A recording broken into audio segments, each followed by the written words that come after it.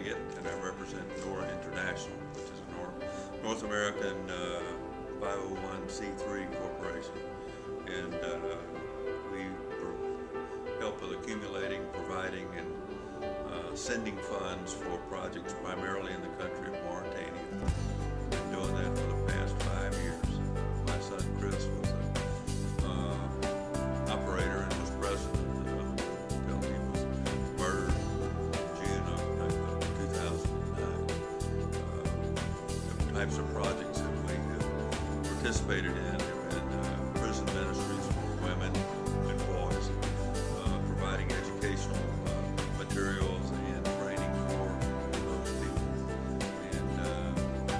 and then follow up with another primary project that we did fund, and this particular project will carry on for the future, even though my son has been murdered. We had also funded projects that were for adult education for women in the form of sewing, men and women,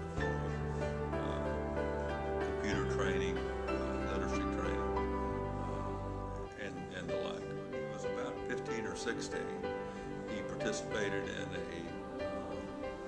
mission trip with a man from our church. They went to Mexico, and he and some other teenage guys were involved in constructing via shovel, digging a hole for a foundation for a church. And Chris seemed to receive a clear message that his life was going to be used for foreign mission. And so he's always been a committed believer, a very practical guy. And so he was just a regular guy. What struck you the most about his life and legacy and in Mauritania as you've visited him many times? It was the fact that from the minute he arrived, he had a sense of urgency and determination to carry on God's work, to be a lot of things, to be a good father, to be a good husband, to be a good servant of the Lord, to be a diligent defender and user of funds that were sent to his organization, to manage them appropriately, that he would energetically learn the languages of the nation. The first couple of years he was there, he would spend many hours in formal language training in both French and Hassaniya, which is a form of Arabic, and with tutors, and then he immersed himself into the culture, and he learned the language, very fluent in both languages, and which allowed him to be incredibly effective in communicating with anyone that he met.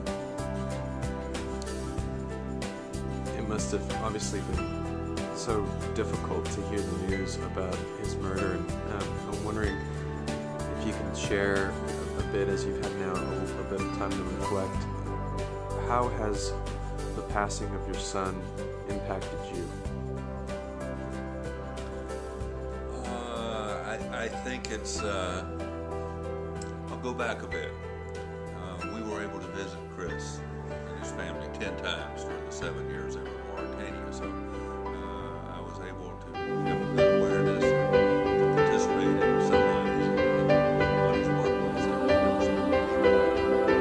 And so the impact of his death is, of course, on a personal basis, a great loss.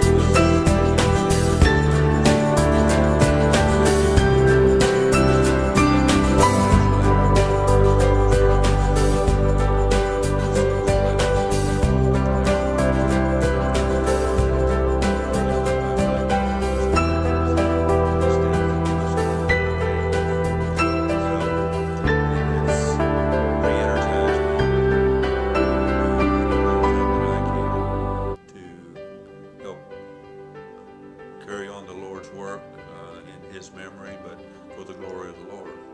And so it's put the old man back to work a little bit.